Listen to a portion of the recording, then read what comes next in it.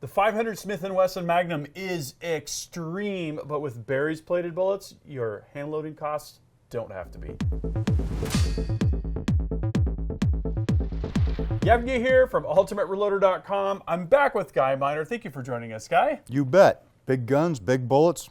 Big smiles. Absolutely. This thing never fails to make me smile and exclaim something, whether it's woo-wee or that's awesome, or, you know. It is. It's an awful lot of fun to shoot. Yeah. Absolutely no doubt about it. Yeah, but one of the problems you're going to have is when you're pushing projectiles up to 700 grains, the cost can kind of add up just a little bit. Yeah.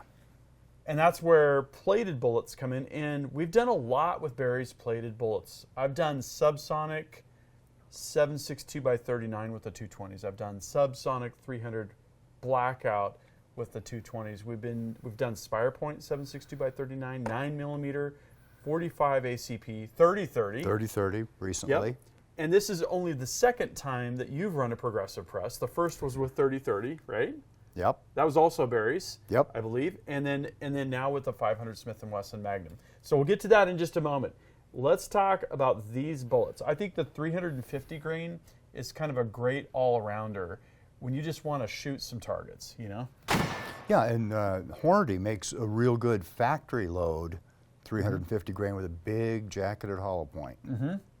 Yeah, lots that you can do with it. It's still incredibly powerful, even though it's not a 500 or 700 or whatever. It's still 350 grains of bullet. It's just weird that it seems smallish for the 500. Yeah. And these bullets have a rated speed capacity or limit of 2,000 feet per second, which is really good for this for a 350 grain bullet. It's going to do what you need to do. Yeah, 2,000 feet per second. We didn't even get close to that with our hand load. Yep.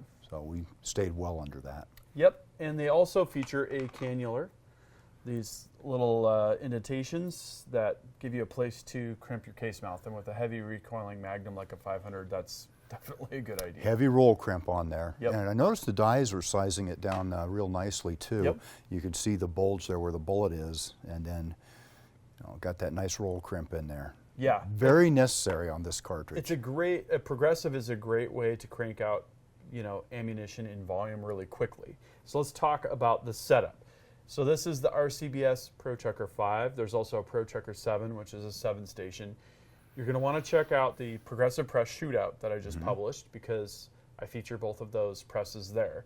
I've used this setup multiple times. There's multiple stories covering 500 Smith & Wesson Magnum and also 500 Smith & Wesson Special. And what I did so that I could preserve my dies settings, basically the lock ring settings, is I just machined some spacers that are equal to the difference in case length between the Special and the Magnum. So if I unscrew the dies, take those spacers out, and screw the dies back down, I'm ready for Special. Yeah. And if I put the spacers back in, we're back to Magnum. Yeah, that Special worked out real well for you. I saw some real consistent velocities as you reported on that. Very nice. Absolutely. We've also got the KMS squared UFO press light. Yeah. This really lights things up. It's really good for, when you're doing your visual powder check prior to placing the bullet.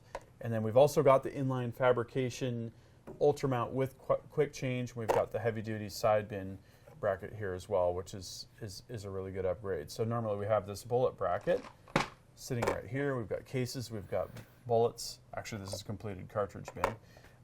So yeah, all those things are real close at hand. I'm really liking those lights. My loading room at home isn't as well lit as the shop is. Right. And having those lights underneath there, wonderful. Yeah, it's super good to have. So that's the press setup. And then for the specific load, again, the bullet weight is 350 grains. We've got 40 grains of Hodgdon H110. I've used this, I think, in 44 Magnum, 300 Blackout, 357 Magnum, and the 500 Smith & Wesson. Anytime I'm looking for a powerful Magnum handgun load, that's one of the first powders I look at. Yep. And interesting, you've got a narrow window in there. Yeah. I think Hodgdon told us for this load, we could go from 39 to 43 grains, and that tight window. Not under that, Yeah. and certainly not over that. Yeah, it doesn't like to burn at powder charge weights less than what 90-95%, somewhere right. in there. These are all very close to max loads, and the H110 works well there. Yes, it does. Yep, absolutely. So we had the 40 grains of H110. We used Federal 210 large rifle primers, and you reminded me you typically use a Magnum large rifle primer. That's what Hodgdon noted. Yeah. Yeah. So going back, I think I wanna try that next time, and it'd be interesting to compare on the chronograph and see if we got a different velocity. Here we got an average of 1,354 feet per second, which is pretty cooking for a 350. Yeah, it is. For a it is. handgun. Yeah. Not too bad to shoot out of that big beast either. Yeah. You know, I mean, you've touched off something powerful, but it really doesn't beat you up that bad. Yeah. That bad. Well, ish. Yeah. I like the Magnums for stress relief. You know, sometimes it's like a good workout. You just kind of need to get thrashed a little bit. I don't want to sit down and shoot 100 rounds of it. No.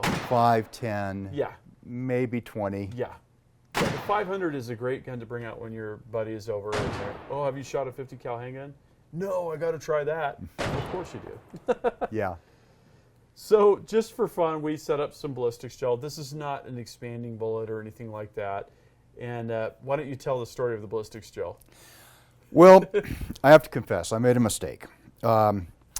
I said, sure, we'll just use 2 blocks of gel. They're each 16 inches long, and we stacked them out there, one behind the other. I'm looking at that and saying, 32 inches, man, that ought to stop it. No. Right through. Penetrates like an arrow, just straight through there. Yeah. It was amazing, because a lot of times our rifle cartridges and bullets, they wind up yawing and moving all kinds of different directions. This thing just plowed straight through. In the expanding bullets, when you look at the wound cavity, it's kind of like this balloon shape, like a Right. hot air balloon sideways. And if you look at this, it's like this totally straight line on both sides, like a jet stream or something almost. Yeah. It just cooking through. And I tried to dig in the bank a little bit to recover the bullet. Yeah. I don't know. It may be halfway to somewhere else. Yep. So the bullet probably wouldn't be too interesting to look at. It would probably have rifling engraved on it, obviously. And it would probably, other than that, look fairly pristine. That's what we've had with other non-expanding bullets like this. The big question would be, if we had a third block, is how far into it would it have gone, you know? Well, maybe we'll cast some more blocks and find out. Yeah, so if you're interested in a 500 Smith & Wesson Magnum Ballistics Gel Showdown, you know, and you have suggestions about what you would want to see for that, drop a comment. We have more high-speed video to do, too. The muzzle blast on this is just... It's horrendous. It's a flame ball. I love it. Yeah, I absolutely yeah. love it. I don't know how practical the revolver is. I mean, I had one for over 10 years, intended to hunt with it, never did hunt with it. I just take it out to the range every now and again and just have a blast. Well, I'm thinking if we're hunting grizzly in Alaska, which I hope we can somehow pull off someday, wouldn't that be a good, you know, chest holster rig? Get you up closer to my weight. That's a big gun. It would. That would be a really good. I just call this confidence. You know it's what I mean? huge. Yeah, I mean, it's almost comical how powerful and overkill this is. But then when you're staring a grizzly down from 10 feet away. They're powerful and overkill too. Yeah, exactly. Yeah. I don't know. I just love it. Absolutely love it. Okay, so to wrap things up, these are going to be more on the economical side. You're already reloading. You're already, you know, recycling your shell casings. That's going to save you a lot of money. These are going to be accurate, consistent, great penetration. We saw in that ballistics gel. I mean, that was just crazy. Yeah. Yeah. Crazy. Next time, 3 blocks. Yes, absolutely. And, of course, it's all smiles. So, big question is, with the Big 500, what's next? If you were going to do another story, what would you want to look at? It'd be kind of fun to develop a load for hunting and then see about maybe a bear hunt. Ooh, I like that idea. We've got lots of bears here in the area. Yes. You know what else would be fun? A magnified optic. I was thinking about that. Something, You know, maybe a low-powered Take pistol a scope. 7,500-yard shot. Do your practicing really well so that you know that you're confident on it. Yeah. Yeah. We could And shoot up there from L1, get Yeah. 75 yards easy. our mid-mount range where we do a lot of our 100-yard testing. I'd like to see how accurately I can shoot this thing. You know, the heavier the recoil, obviously the harder it is to control, the harder it is to shoot accurately. So step one is single action accurate shooting, and then maybe work up to the double action stuff. And I know you've done a ton of that. Yeah, yeah, So I it might like be that. fun to- Not so much with the 500.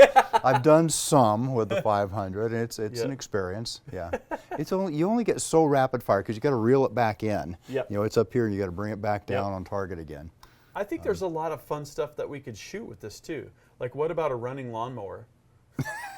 You From a don't, long ways away, we've all seen that other YouTube video. you don't like The lawnmowers? Tannerite one. I don't know. I'm just thinking it'd be kind of fun to see an engine stop all of a sudden. Pumpkins.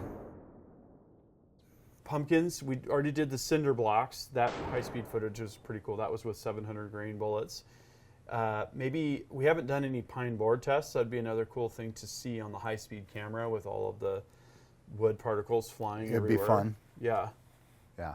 Yeah, lots of fun stuff. So if you have ideas for what we should do with the 500 next, drop a comment and we'll start a discussion. Thank you, Guy, for putting this load together, and it was a lot of fun to shoot together. It was. It was a lot of fun. And, I kind of miss mine now. I sold it a few years ago. Yep. Yep. Too many fun adventures to have. Hand loading is just an endless, endless journey. So that concludes this video. That means it's time to wrap it up.